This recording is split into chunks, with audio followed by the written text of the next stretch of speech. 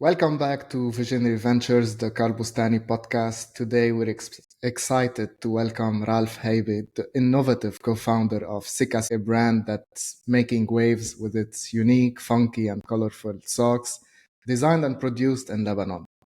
Before diving into the world of entrepreneurship, Ralph honed his skills in management, consulting, working on key projects across Asia Pacific and the GCC, focusing on growth strategies, B2B clients acquisition, and e-commerce business model evolution. Join us as we delve into Ralph's journey from consulting to creating a vibrant lifestyle brand, exploring the challenges and triumphs of building a business that combines passion with fashion.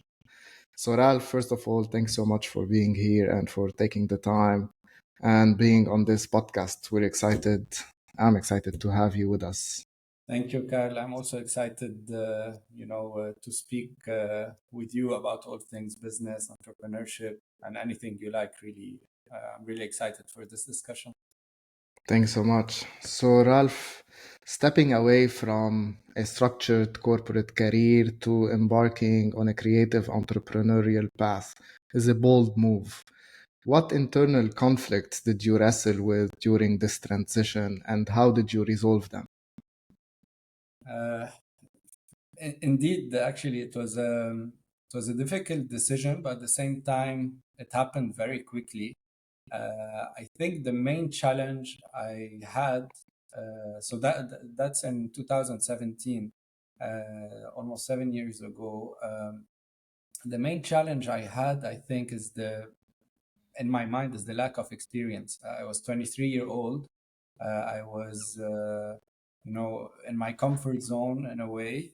Everything was, as you mentioned, safe, structured, and I was stepping into something completely new. E-commerce at the time was still not as established, It as was today. the launch of Exactly, e-commerce and e-selling, yeah, exactly. So e-commerce was still new. Funky socks was not a thing in the Middle East. especially in the region. Exactly. So I had my fair share of challenges in the sense that I wasn't very confident into how things can develop. At the same time, I'm confident with my skills on how to react to what could happen, and I was willing to figure it out along the way. I was very aware that I might not be fully equipped experience wise, but I think I was well equipped, motivation and passion wise. And I think in my mind, this was a fair balance. And I thought I would give it a try. I didn't have much to lose in my mind. I'm 23, I'm young. If it works, great. If not, I'll have a ton of experience to benefit from. That was the equation in my mind. And I'm really grateful for the courage I had at the time to make it, because of course it happened, and it's a very exciting journey so far, and I'm really happy about it. So it's safe to say that courage came from the passion and it really drove you to take this leap. And the question is, if are you to do it all over again at this age, would you do it? You mean if I continued in consulting and I have to do it at 30-year-old instead of 23? Yeah. Knowing what I know, I would still do it. Yes, it's just I think the decision to go all in full time from day one might be it won't be as easy. I will have to think more about it. But I would still do it. Yeah, I would still move entrepreneurial for sure, but I don't think it would have been as smooth as the way it happened. I would have more at stake, more. I have more to lose. I would have had more to lose. So Um, you're calculating it more right now. Yeah. exactly. And Yeah. awesome. Okay. Can you talk about a time when your resolve was tested to its limits while establishing Sikasok? Wow. I mean, I have so many. I mean, almost. I want to say every day, A, but I a, a mean, daily a daily thing. exactly. I want to say a daily thing, and no, but more seriously, I would say 7 years, especially the past 7 years, including the Lebanese economic crisis, COVID, the explosion in Lebanon. I think we've had our fair share of challenges and things that we have to resolve. And they're all very different. Each comes with its own set of challenges. But I would say the first thing that comes to my mind is the very first challenge I faced, and kind of completes what I was sharing earlier about the lack of experience. That was my initial concern, but when I started, I didn't feel it. I was very confident, I was willing to make mistakes, etc. But one challenge I had is that the market that I got into, which is mostly traditional factories, so this is like the supplier end, also the retailers were still a bit, also traditional in the way they, in the products they select, etc. So they didn't take me very seriously in the beginning. They're like, okay, this is a passionate 23-year-old Hmm. who wants to sell us funky socks with Arabic themes on it. Yeah, basically you're not credible at all. It's like in Yeah. a way it's like a phase for you. You're just fooling around. So I think the very first challenge I had was that okay, I'm actually serious. I left my consulting job to do this. I'm all in on it. I'm super passionate. I think I know what I'm doing, but the stakeholders are not taking me as seriously. This is day zero, like the very first encounter. But I think you resolve it by simply doing, because actions will speak louder, right? So, and in fact, this is what happens. So after so all you have to do basically is convince them to give you a shot. Basically, that's the battle. Let me try. I don't Yeah. want you to pay. I don't want you to believe in me. I just want you to listen. I just want you to accept that meeting, and then I will do my thing. I will try. Give us, the chance, and we will prove ourselves. And this is what happened. And the beauty in this is that actions matter more. So the second you deliver, suddenly people take you more Take you seriously. seriously. In Yeah. fact, the narrative changes for them. It's like, we believed in you since day zero. We were, but They were the one who supported you from the beginning. exactly, exactly. I always speaking of this. There's a story I always share in a funny way, about my dad. We laugh about it now, but my dad is a bit, more traditional engineer mind. Safety is very important for him, etc. So when I told him I, I I wanted, I know it well. My dad is a yeah, also is a very traditional and yeah, coming from a medical background and a doctor and very structured and linear. Yeah. exactly. So when I told him, I wanted to quit my job to sell socks To online sell with socks online. Yeah. Arabic, Wow. themes and motifs written on them. He was like, is this the wisest decision? He will never tell me not to do anything. We Yeah. have this trust relationship. He trusts that I'll figure it out. But as an advice, he'd be like, are you sure this is the right thing? Why don't you gain some experience first, etc. But then eventually I did it, and I went ahead with it. So a few months later, when things picked up a bit, the brand started to go viral a bit in the early days, etc.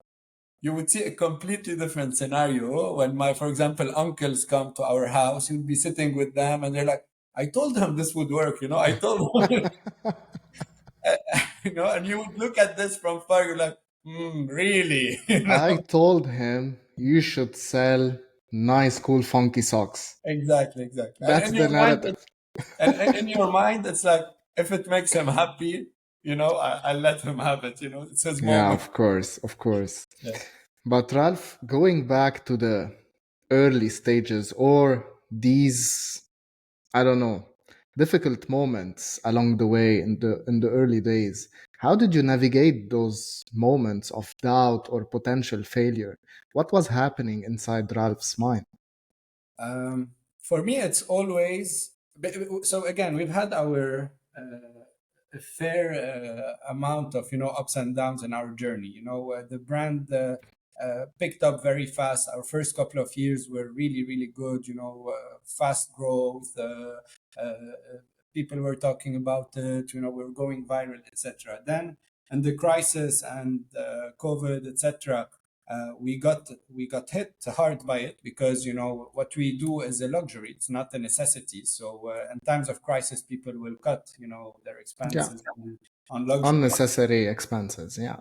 Yeah, so of course we were expecting it, so it didn't come as a surprise, but still it had its fair challenges. And now we're in the process of reviving the brand, relocating, growing the brand across markets. So it's a whole other scaling phase that is also exciting, but has its fair set of challenges. So along all of this, I think, and especially in the beginning, I think for me what keeps me going in my mind is basically what's the worst case that can happen.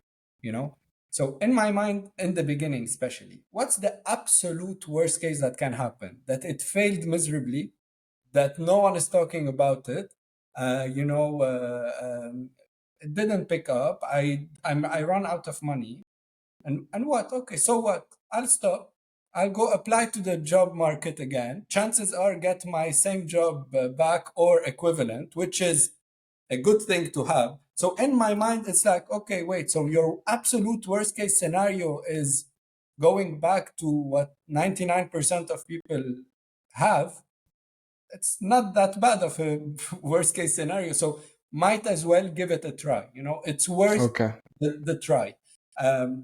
And especially that I was always positive about the learning I would get out of it, regardless of what happens in the front end.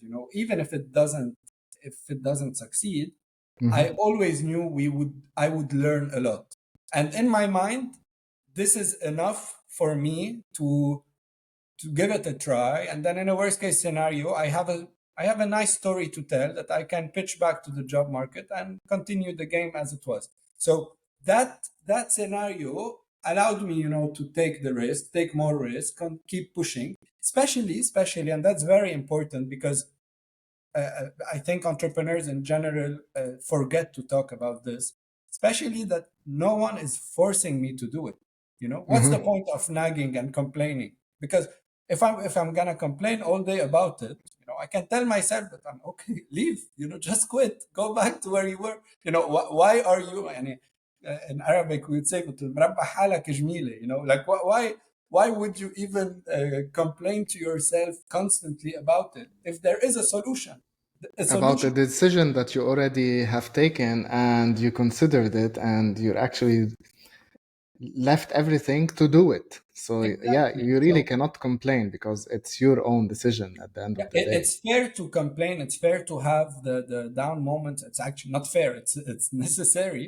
But I think when it comes to a point where it's counterproductive, where it's affecting your energy levels, affecting your productivity, your output, this is where you could ask yourself the question of why am I doing this? I can always go back. And once you realize that backup scenario is relatively safe, it motivates you to keep doing what you were doing, in the first place, and take more risk and push for it, as long as you still believe in it, as you're still passionate about it, etc. Nice. And 6 years after, do you still consider it a good decision? And is it really less mental challenging nowadays, or is it more mental challenging? Uh, I think it depends on. So the journey itself, as a storyline, could have, I think, different answers to your question. For me personally, I feel that now, or this phase overall, is more difficult and more challenging, but it's very different than the set of challenges and difficulties I had in the beginning. Basically, we are in phase 2 or phase 3 of the company. Phase 1 was validate the product, validate the brand, show up, basically. Just test it. Is this something that people would want? Is this something that is interesting? Are you able to run, basic operations, your first few big deals, etc.? And this was done.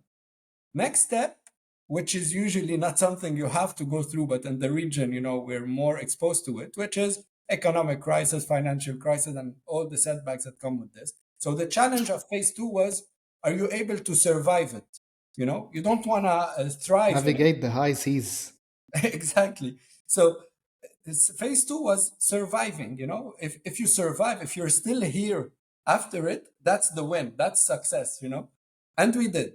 We're still here, and phase three is, okay, great, you're a well-established small business, you're one of the strongest small businesses in town. Do you have what it takes to go compete with the giant and now take it from a good, strong, small business to a well-established company that can compete with the global leaders in a fast-paced market like UAE and the region in general? This is the challenge that we have. We're now competing with people who have massive budgets, who have massive teams working, in all sorts of offices globally to back them up. So that's the challenge that we have at the moment. And for me, it still feels very challenging, and it takes more mental, how do you say, toughness from you, because it's not you're dealing with different resources. So basically, Okay. Yeah, it's very exciting, but also it has its own set of challenges. exactly my next question. So basically, in managing both high-level strategic duties and the day-to-day challenges of Sikasok, how do you, as Ralph, the entrepreneur, ensure your decisions stay sharp and your vision is clear? Very good question, and I have to be very honest also, because in usually in podcasts or interviews, I want you to be honest. That's the whole point. we always try to convey the image that Yeah, that we've it's done all it, we figured it amazing. out, everything is perfect. I have the secret that Visionary Ventures is not about that. On the contrary, we want the rough, raw, exactly. real So truth. so my very honest answer is that we haven't figured it out fully. It's a constant learning. I'm still trying to navigate the best way to basically manage the day-to-day operations while scaling the company to a whole other level, competing with all those giants. I think the best way to navigate it for me so far is trial and error, basically. Be willing to show up, give something a try. There's a fair chance it will fail. Sometimes Mhm. out of your mistake, and sometimes out of a third party mistake or the market. And unfortunately, in business, this doesn't matter.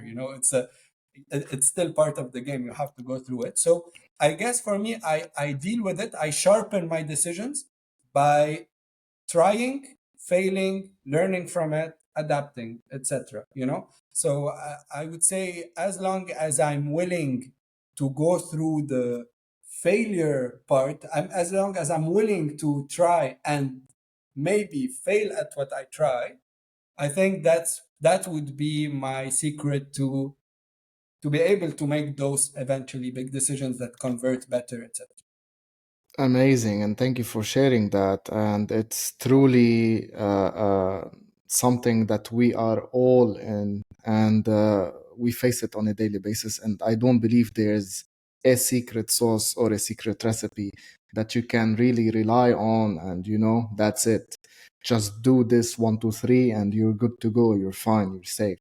It's not about that. But talking about your resilience and trial and error, my last question, to understand exactly how Ralph's mind is operating, how do you keep on standing up after your failures, learning and moving on? Uh, Very, very good question. I think there are two parts for this. One is between me and myself, and the Which I'm other, interested in. yeah, and the other is the team that I'm surrounded with. So number one is, or me, in no particular order, but like the first part, it's I try to remember why I started in the first place and why did I go into this in the first place. What were my motives, in phase one? And then in phase two, I could have stopped. I had all the good reasons, it was, if you stopped during the financial crisis, you wouldn't have failed.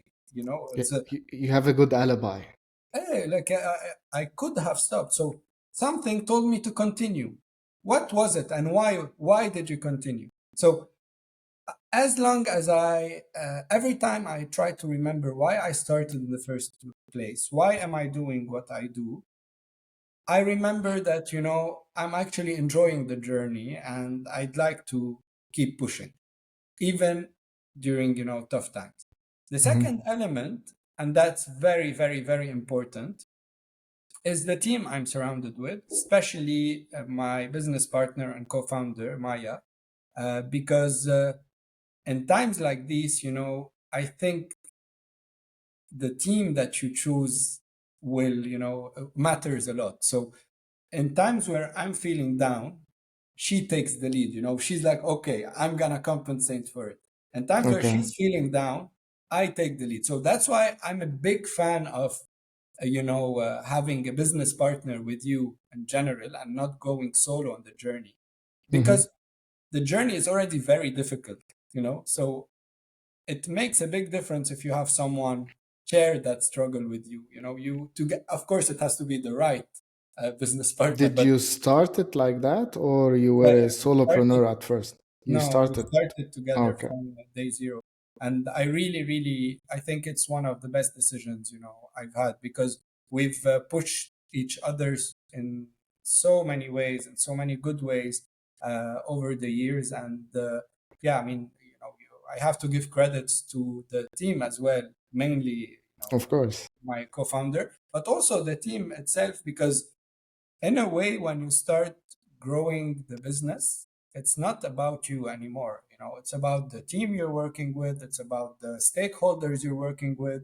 In a way, if you think about it, our small little cute business of funky socks that started a few years back today impacts hundreds of families, from the direct team we work with to the freelancers we work with to the factories, delivery companies, drivers, etc.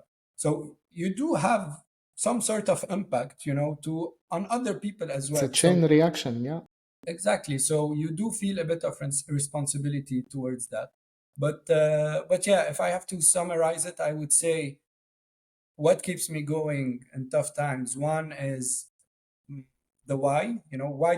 Why am I doing what I do? Why did I start in the first place? Remembering the why. And second, Do you wake up and you say, "This is my why.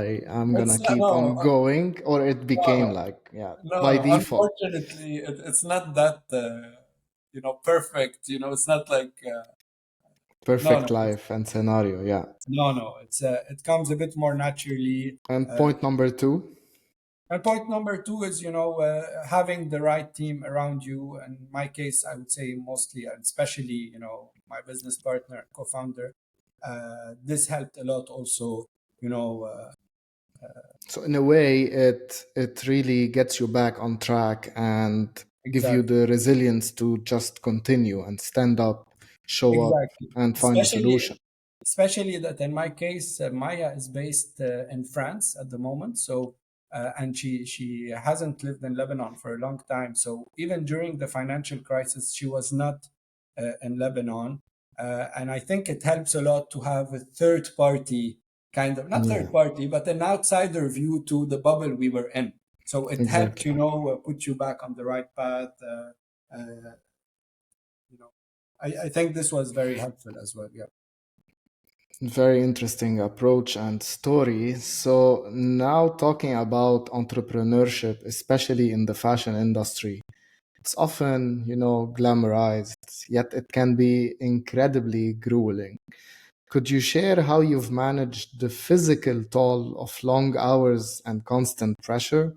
Like, do you have I don't know, sitting, I don't know how many hours a day, doing a lot of meetings, checking the day to day. What's happening on a physical level?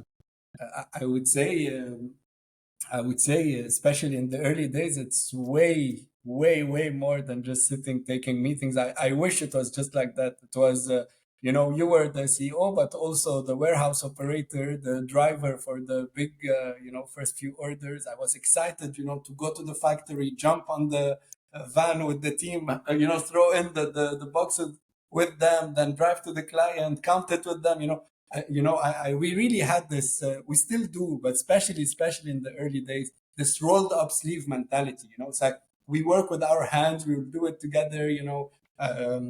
And I really enjoyed that part. So definitely, there was a very big physical aspect to the job.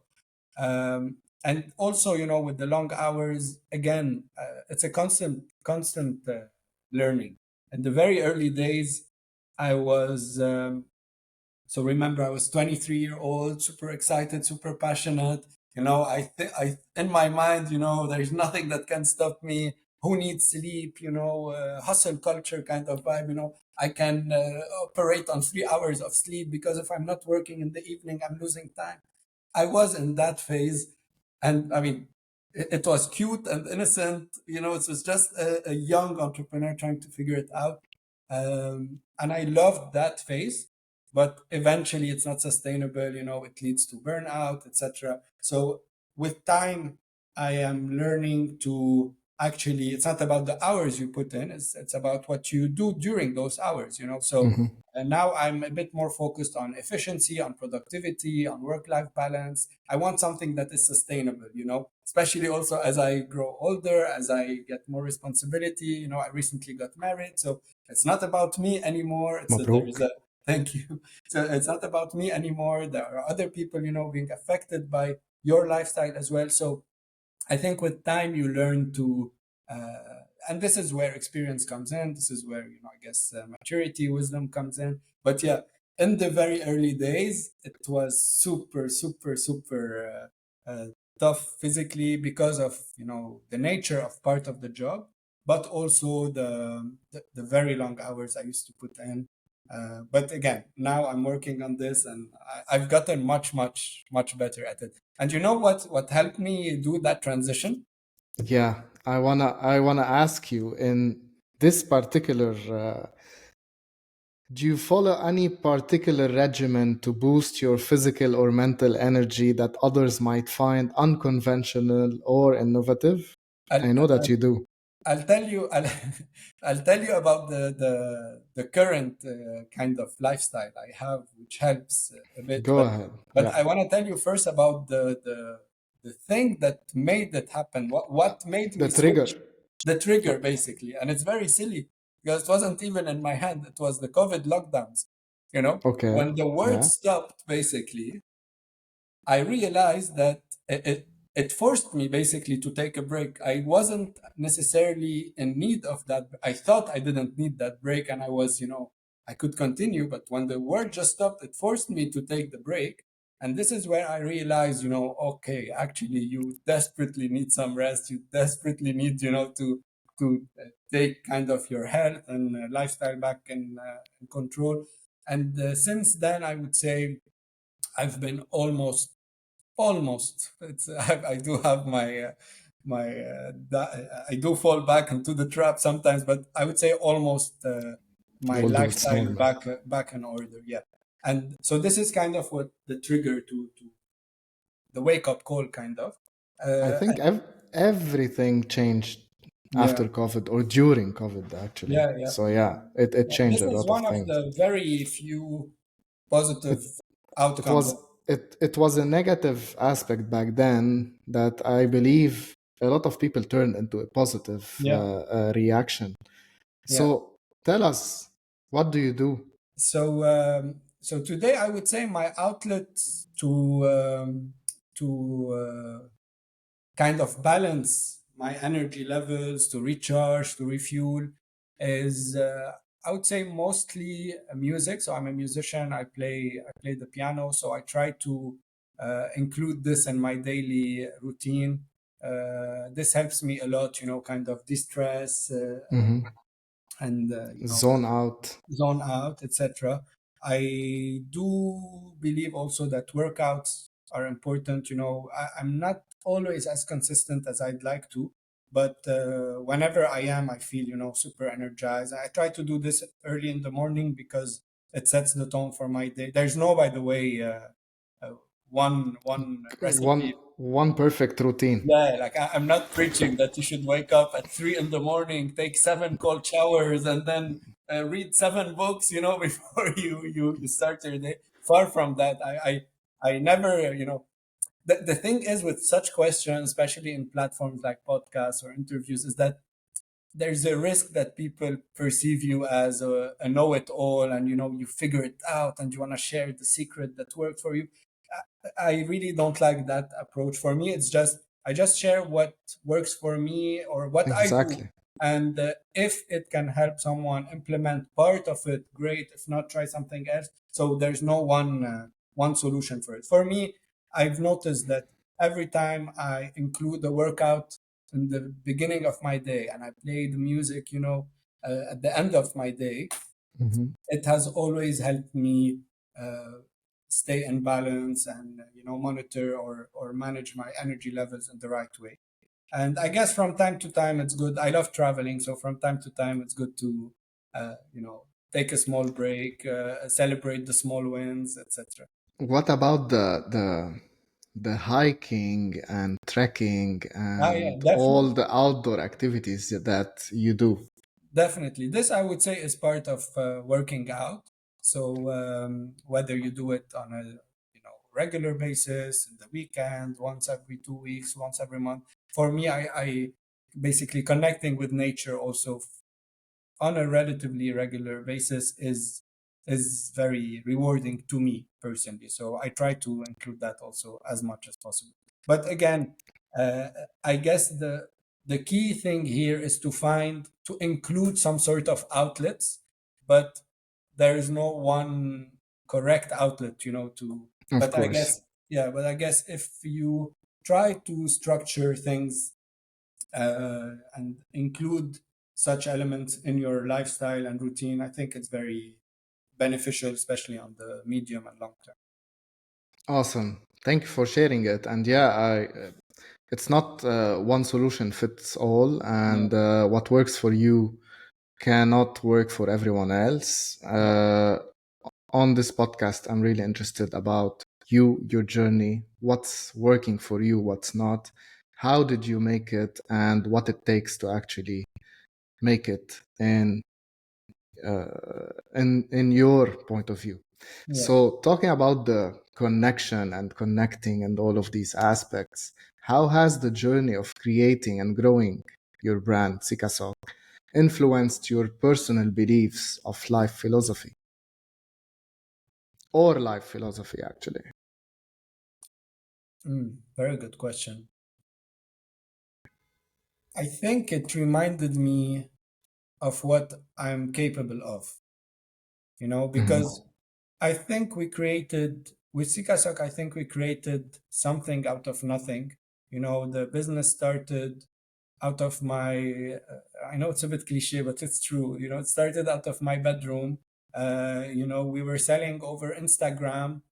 We For the first year and a half we didn't have a website. We were literally selling only via chat commerce, so via WhatsApp, via Instagram, with Hmm. messages. No automations, no fancy tools, just old school messages, of exchanging with customers out of my bedroom. Uh, and then we grew a bit, slowly from there. It started from nothing, and we were able to create a brand that is impacting thousands of people today. So for me, I think the way Sikasok impacted my personal life is that it reminded me that it tends to be easier than we think. You just have to start, and you have to be willing to fail, be willing to give it a try, basically, and be willing to figure it out along the way. It's not Things are not binary. It's not like I either do nothing, I'm not happy where I am, I will never make a step towards something that fulfills me, or I have it all figured out and planned and structured, and only then I will make the move.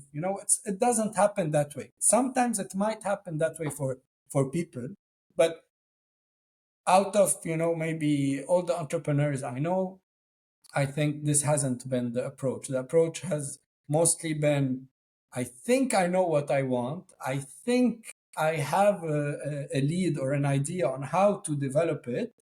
And I just jump and I try to figure it out along the way. And I think for me, that's the mindset needed. And I'm glad that, it paid off somehow with Sikasok, because it reminds you basically that beyond business, that's how at least I would want to approach life. I would want to take more risk. I would want to be curious about things, try new things. And if it works, great. If it doesn't work, what's the worst case scenario? It's like, uh, I really like what Sikasok helped me here, with this. It's like you are able to do something out of nothing, and you are capable of more than you think. So yeah. Interesting approach. And talking about this approach in particular, do you consider like your entrepreneurial journey helped you in a way spiritually to reconnect with yourself? I don't know, with any in any existential insight or something that made Ralph go on, rediscover himself, or I don't know. Definitely, How definitely, do you take it, like on a spiritual level? definitely. I mean, the more challenges you face, the more you go through the journey in business. The more I've realized that whenever I have a moment to pause, Hmm. be it in nature when hiking, be it when playing the music, etc., you tend to rethink about a lot of things that are basic that make you who you are. You start questioning, not questioning in a bad way, just assessing, let's say, you as a person. So you forget the business and you focus on the person, on the energy levels, on the uh, who you are really. What are you doing? Are you happy with the story you're building to yourself, the path you're going through?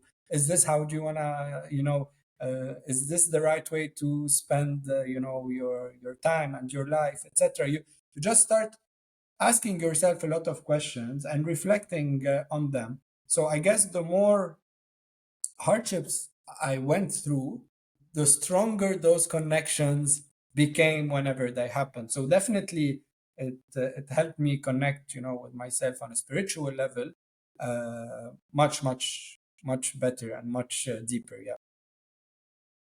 Lovely. Thank you for sharing it. It's really interesting. Now moving a bit towards the business itself. So you created a brand and a successful business. So with Sikasok, you've turned everyday socks. I'm wearing a pair right now, by the way. It's an old pair. That's It's the blue one with the beer cups on it. nice. Nice. Yeah. So you've turned everyday socks into a statement piece. How do you craft messages that resonate so deeply with your audience? And could you share a campaign that was particularly transformative for your brand? Oh, we have so many campaigns that we did. I'll try to think of a specific one, but before that, let me start with the why basically behind it, and why did we go that path, and why do we think we're a bit different. Uh, Basically, socks is, we all use socks, we all have it in our drawers, but most of us approach it as a regular, accessory, and it's totally fine. I used to be, I used to, I wasn't born, into design and statement socks, but I think the trigger was, I'm a classic person. Ironically, I'm not a funky person. You'll see me in the Interesting. same. You'll see me in the same black simple t-shirt or navy t-shirt. Jeans. I have the same look. 99% of the time. I'm not funky. I'm not comfortable. Wearing bold statements on my t-shirts or Flashy colors and stuff. exactly. Okay. However, I still like to express myself and I still like to, deliver some sort of statement. And that's why I absolutely love Funky Socks because it's very discreet. No one knows about it. It's very discreet. It's under my pants, it's under the shoes. I wear it for myself. It makes me, happier. It makes me a bit kind of it's my outlet to express myself without going against a bit what I feel uncomfortable with fashion wise. So that's my outlet here, and I really like it, and it started to make me and Maya, my business partner, because we Hmm. kind of created this whole thing together from scratch. It Is made she the funky one? She's the creative mind. Okay. She comes up with the designs. She's the creative mind. I'm the business This mind. balances the scales. Okay. Definitely, definitely. And so basically, the funky socks for us became. I mean, we haven't. We're not the ones who created the concept of funky socks, but we started liking funky socks when we noticed how fun of an outlet it could be. But Hmm. I guess where what we did and the way we changed the market, especially in the Middle East, is that okay, I can either wear random designs like dots, stripes, bananas, etc., or I can try to deliver a statement, you know? Hmm. And this is where we tried to introduce the local culture because we thought that we can protect our cultural heritage and promote it in a product that is a bit more modern, that is a bit more in line with the youth and the younger generation. And speaking of a specific campaign, again, we have so many, we've done so many campaigns with NGOs, with the other companies, etc. But I'll tell you one that I personally like. Actually, two, but it's around the same topic. So, and it will be like an example to support basically the statement I shared earlier. So basically, we wanted to promote cultural heritage, preserve our identity as Arabs, and but at the same time, the needs of the younger generation are different. They're changing. So, for Hmm. example, we believe Kulthum is one of the greatest singers of all time, right, in the region and arguably in the world. But how can you convince today the younger generation? How can you deliver that message to them in a way that basically where they listen to you? So what our approach was, okay, the youth love things that are funky, they love to go outside the box, etc., and they love funky socks. How about we convey the power and the message of Kulthum over a collection of socks? And that's what we did, and suddenly you now have young generations who are wearing Kulthum funky socks, and now they're curious about actually her songs, her path, her career, etc. And then they started connecting with their roots, with their heritage a bit Do better. they know her now? I Are they mean, familiar with her songs? I hope we contributed. I hope we made an impact on a few. But I would say that based on the sales of that particular design, I think we did make an impact Awesome. across market, which is really cool. And by the way, we were a bit hesitant. We were afraid that especially in Egypt, where we had a few pop-ups, we were afraid that the market wouldn't take this well. Yeah, I And wanted to ask you, it can backlash because it's a bit definitely, controversial because you're putting exactly. this old iconic person on someone's feet at the end of the day. I agree. I agree. That's the risk. But then again, if someone understands the product and most importantly, you do it in an authentic, genuine way, and you craft a whole story that adds up, it adds up together. I think people will notice how genuine you are. They'll notice your intentions. They'll notice the impact you do. And it's in fact not only will they accept you, but they will promote you, they will push for you, etc. And fun fact, Kulthum is our bestseller in Egypt, and it's the Nice. market we were a bit afraid from, in terms of backlash and reaction. Another campaign, for example, is we launched this, I think, a few years ago, is the summer, Lebanese summer. So basically, we launched your jasmine socks, which is, in Lebanon in the summer, you'll smell, the jasmine flower all over the villages. We launched the straw chair, which is the craft of, in Arabic, kirset al-ash, basically. So a design that reflects the craftsmanship that goes behind creating those chairs and basically shedding light on an industry that unfortunately is dying slowly. But in retrospect, this is what makes us Lebanese. This is what reminds us of our memories, of our, stories in the village, of our grandparents, etc. So this is what we try to do. This is, of course, just two examples of more than 500 designs that we have created so far. And that's, again, in a nutshell, what we try to do. It's more than a product. It's more than a pair of socks. It's more than just a random design. It's a statement. It's a lifestyle. We do have a purpose behind what we're doing. Why would you get this pair and not another? Because it speaks to you. There is a connection to it. And with time and as the business grows, you get to make more impact on many topics. Lebanese summers are one of them. Egyptian cultural heritage is another. Exactly. So we started with 10 designs, but today we have executed more than 500. Some with NGOs. We've created socks where we've donated the proceeds to so many causes. Whether in-house, so whether designs we created and kept and sold on our platforms, or whether it was designs we've created for partners like Okay. a few NGOs, corporate companies, and they sold them themselves to basically raise funds. So there are so many projects, so many stories associated with the brand, and that's what I absolutely love about it. It's more than a product. I as I like to always remind my team, we don't sell socks.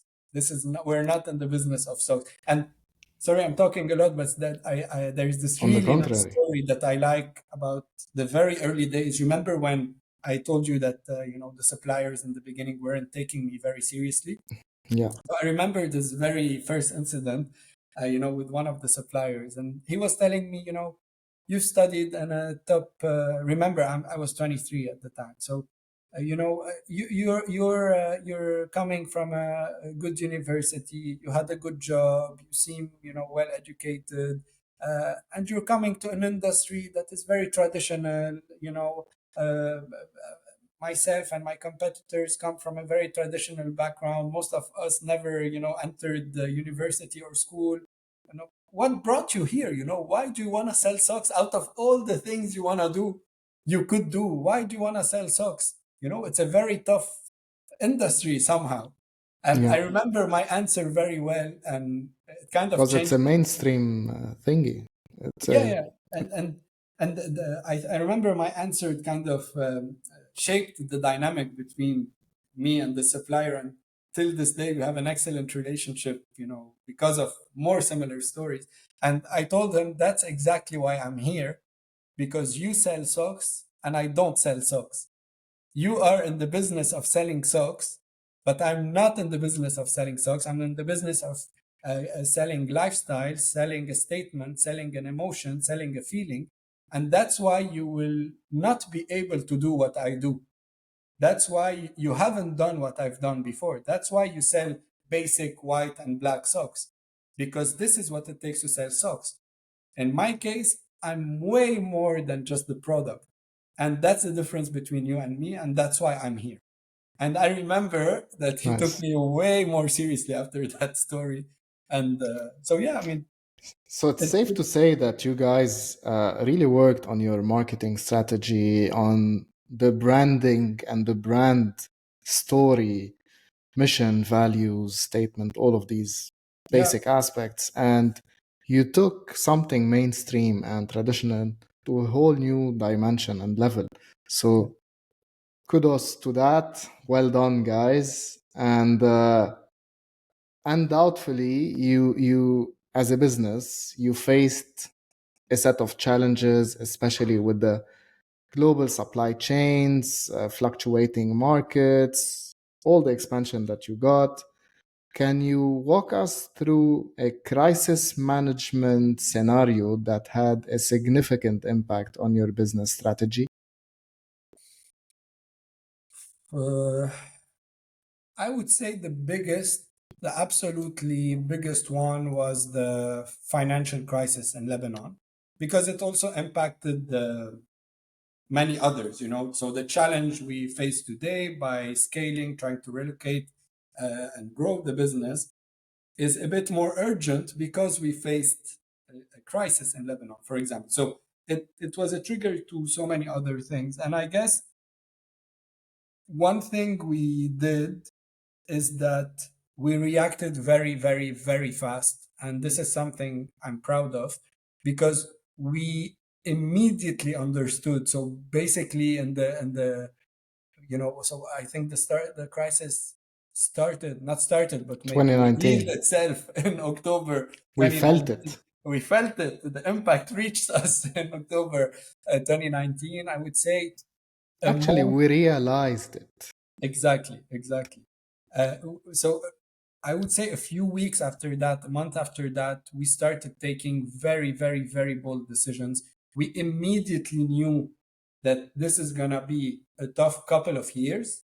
And we had two solutions. You either gonna surrender for it, and again, for all the good reasons. So people who did Mhm. surrender didn't do anything wrong.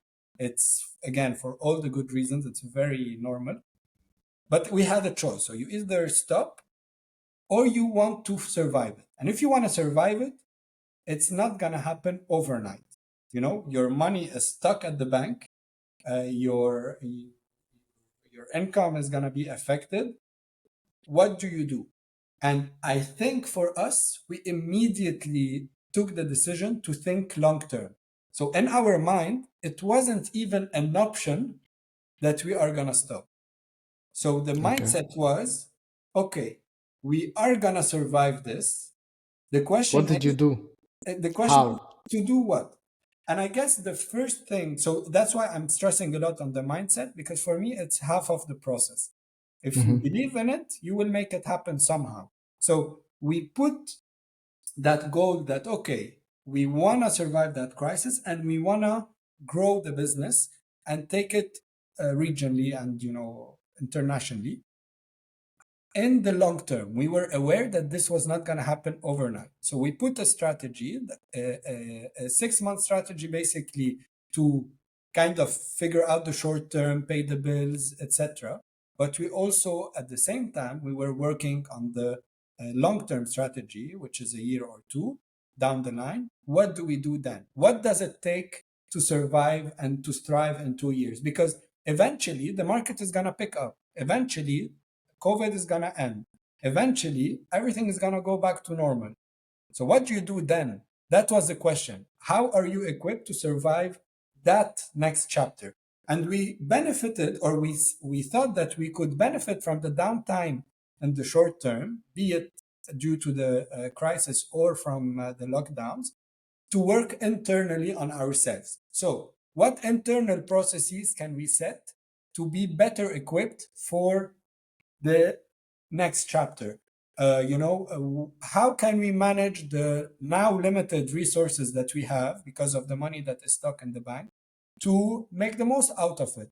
I'll give you an example. There was still one outlet, one of the suppliers were still accepting to, take the The money, checks, the the bank check, checks. basically the bank checks, which means for the audience who's listening from outside, Lebanon, this is our money that is stuck, basically. It's like a new currency that no one It's a accepts. devaluated currency that is Exactly. only digital numbers on the screen Exactly. It's like of your worthless. bank account, and that is really close to nothing. Yeah, so no one was taking checks back then, and I do Exactly. remember this period. Some suppliers were still accepting it because maybe they had some debts towards the bank, so they could Hmm. pay back their debts and checks, etc. So we really use that outlet. For example, this is one of the examples on how we use the limited resources to produce more stock. So basically, we quadrupled our stock. And remember, this is a time of crisis, right? We were not selling that stock, but we decided to quadruple our stock because in our mind, we trust the physical pair of cotton socks that I can touch in my warehouse more than More a than the number, money. more than a number on a screen, you know? And of course, unfortunately, we weren't able to do it with all the money we had, but we did it with part of the money that we had. But similar decisions added up together, along with a vision, along with a plan to execute that vision, I guess made us survive that crisis. And I love that statement, by the way. yeah, So and you trust a pair of sock more than actual money my in the bank. government, more than the money that my government stole. Yeah. Lovely statement. I Yeah. love it. That And that's the episode's title, by the way. and again, by the way, it's I always like to remind this to the audience. I speak about this confidently now. I seem confident. I seem like I figured it out, and it was so easy. But again, remember, I'm summarizing 2 years worth of crisis in just one sentence. So it didn't happen overnight. It didn't happen very smoothly. It's a constant, it's a roller coaster of up and down and roller coaster of emotions to be able, to get there. I would say the constant in all of this roller coaster was the belief that we were not gonna stop. This, I would say, Nice. is the constant. At no point during the 2 years of crisis did we say to ourselves that we will stop. We never doubted. It was always about, we were doubting the ways to get there, and we changed many times the ways to get there, but we never doubted whether we will get there or not. So we are gonna survive it. The question is how, and we really don't know how. Are we willing to figure out a few things? So, and many things changed, by the way. We've set so many strategies that failed, and we tried other ones, etc. But we never doubted whether this would work or not, whether we would survive that. Lovely. So talking about continuation and also scaling and growth, what's your approach to scaling a niche brand without losing its soul, especially when planning for international expansion? Very good question. I don't have the The secret super recipe. the secret recipe But what are you that guys works considering? because we're still in the process. So this is work in progress for us. But I would say You're now overall, available in how many markets? Just to put a bit of context. so actively, so the markets we are focused on are Lebanon and UAE. This is where we have registered companies, offices, Actual presence. Okay. warehouses, operations, etc. But you can find our products in more than 10 markets via partner retail stores, from the US to Perfect. Europe to Egypt to, so you can find us in retailers in 10 countries. But our active efforts, I would say at the moment, are towards the Middle East and the GCC via our new office in Perfect. UAE and So our going back to my question, how can you be sure that your brand will not lose its soul when you're expanding beyond your I would say, pr- yeah, primary markets? yeah, I would say, or at least the strategy we've been following so far is remember why, again, why did we start in the first place? We had a story, we had a purpose, we had a mission, an impact But that we how can wanted you translate the to make. story You to translate it, international markets? I would say, but I don't think the issue is the very specific words you use. So it's not about saying it in English or Saudi slang or Egyptian slang or Lebanese slang. This is just a detail. This is a how. This is not the why. The how is how, yeah, like the how is actually the language you use, the colors, you use, do you do a pop-up or do you do it via real story, via campaign? This is the how. That's not what makes it or breaks it for me. What makes it or breaks it is the why, you know? And the reason we would be able to grow that mission statement in my very humble opinion, is by staying authentic to it and not fake it and not change it. There's something that worked. It worked because we were real, we were authentic, we believed in what we do, we thought that we can make an impact. As long as we can convey that message and this why to people, and that we still believe it, it will work. Now, how will it work? It will depend on the very specifics of each market. I'll give you an example. For example, if I'm targeting a market that I'm completely unfamiliar with, I might need a local partner there, right? So now Hmm. my challenge is to convince that local partner to believe in my story. And the markets where I have a bit more control, where I know the market better, where I speak the language, where I'm very well immersed with the consumers, then I can communicate that why or that story or that mission directly to them via different tools. It could be influencers that convey the message in the same way. It can be digital campaigns, offline campaigns, pop-ups. Doing more things that grow your awareness. These are specifics.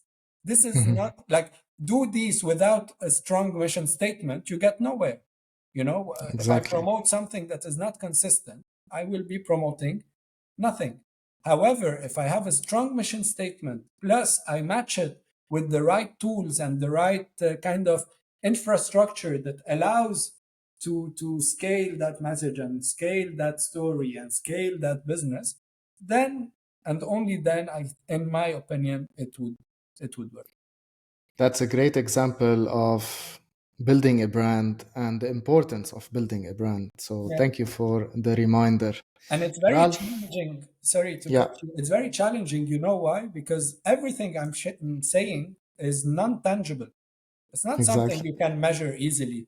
It's not something. What does the story mean? What does a mission statement mean in terms of metrics that you can, track and that you can't, and that's the difficult part. You can't, as despite trying to quantify things and making them tangible, at the end of the day you cannot. It's about being authentic, it's about being real to what you do, and the rest, the how, is your kind of process machine to make it happen. I love it. Yeah, thanks again for the reminder. And I believe we can do a whole other episode just talking about brand values and brand building and how it Yeah, can be done and marketed perfectly because I believe there's a lot yeah. of stuff that we can say in that regards. Yeah. But as we conclude this recording, Ralph, what's one piece of unorthodox advice you would offer to anyone aspiring to disrupt traditional markets with a niche product? I'm usually, again, coming back to everything I've been saying, I'm usually a bit uncomfortable when it comes to sharing advice because, again, it puts you in a This is position. not a financial advice, guys. Yeah, like it puts you in a position where you figured it out. That's the only way to proceed. But I would say, out of my story, out of my experience, one advice I would share is that if you want to disrupt a traditional industry with something that is niche, know what you're doing, in the sense that you really have to solve some sort of problem. And again, you might say, how are you solving a problem with funky socks? It's not a necessity. Indeed, it's not. But you are trying to promote cultural heritage. You are trying to, pushing people to get outside their comfort zone, to express themselves. And this is another problem, right? So uh, I would say, try to solve some sort of problem, but most importantly, in a very authentic way. The more you're authentic, the more your brand, will be authentic, the more you will build a community that is authentic around you. And in other words, I would say the best way to summarize it, if I have to give a business advice about brand building and creating a niche, is humanize your brand. you Hmm. know Make your brand let your brand act like a human. Your brand should have feelings, should have emotions, It's dealing with people who have feelings and have emotions. Remember that next time you craft your message, next time you set your strategies, and I guess it will help a lot. This is what I would say from a business perspective. Yeah, Business and marketing also, because yeah, what you definitely. what you're talking about is all summarized in the branding part of any business marketing strategy, basically. So I love it. It's music to my ears. Thank Yeah, you for sharing all of these information, your journey thank you. from start till the present moment. I know you and your business, Sikasok, are doing great, and you have a long way still to go. And I do believe in the product and in your values and vision as well. So thank you Thank you so again much. for being here and for sharing all of that. See you soon and good luck. See you. Thanks.